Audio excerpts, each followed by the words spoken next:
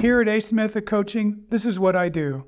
I answer questions and I look at videos sent to me by coaches and athletes looking for hurdling advice. I absolutely love it, but I also see a lot of the same mistakes over and over.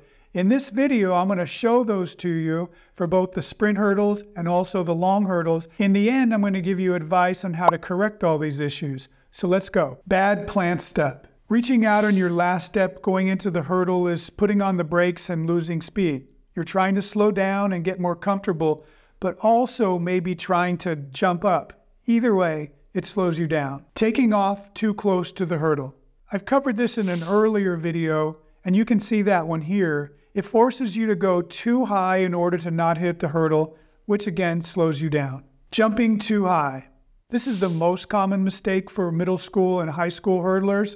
Remember this, the only time that you're accelerating is when your feet are actually pushing back against the track. So the more time you spend floating in the air, the slower you're going to be. Plus, it makes you land funny and you lose even more speed. Bad arm action. So many issues here, but the most common is swinging them straight like helicopter blades, crossing the midline of the body, holding them both in front as they go over the hurdle, and then bringing them over the top of the head.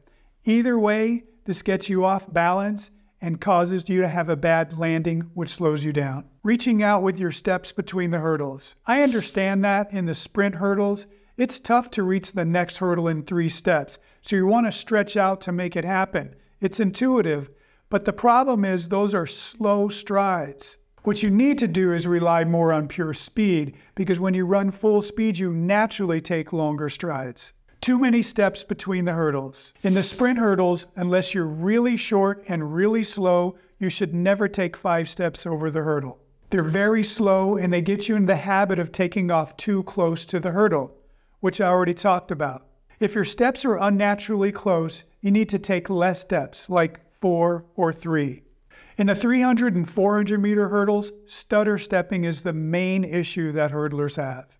It means that you're taking more steps than necessary and you lose so much momentum that you have built up. Then you have to accelerate again when you land. The fix. The solution for all this is detailed in my Hurdling 101 and 201, and I'll leave a link in the description below. For sprint hurdle issues, the solution is to first make sure that you know the proper technique and you're moving properly. If you need help with that, I have a hurdle technique cheat sheet. That's a free download on my website at acemethodcoaching.com, and I'll leave a link in the description below. Next, you need to lower the height of the hurdles and pinch the spacing together to something that's comfortable for you to 3-step. Then you can focus on these issues while you're going less than full speed and worrying about reaching the next hurdle. Learn to run like a sprinter, 2 in between the hurdles. Learn the 3 or 4-step rhythm, whatever you're doing. Learn to go lower and also learn how to move your arms better. Then as you master the movements, you can gradually spread out the hurdles and go faster and faster. Eventually you get to the point where you're close enough to the official spacing and you can come back and crush your hurdle race. For the 300 and 400 meter hurdles, I recommend taking a video of your race and check to see which hurdles you stutter at. At these hurdles, cut out 1 to 2 steps. It seems crazy, but it works. You'll maintain your momentum, keep your speed up, and have more energy at the end of the race. That's it. If you'd like to see how I can help you with your hurdling, go to my website at acemethodcoaching.com. Until then, Coach Ace out.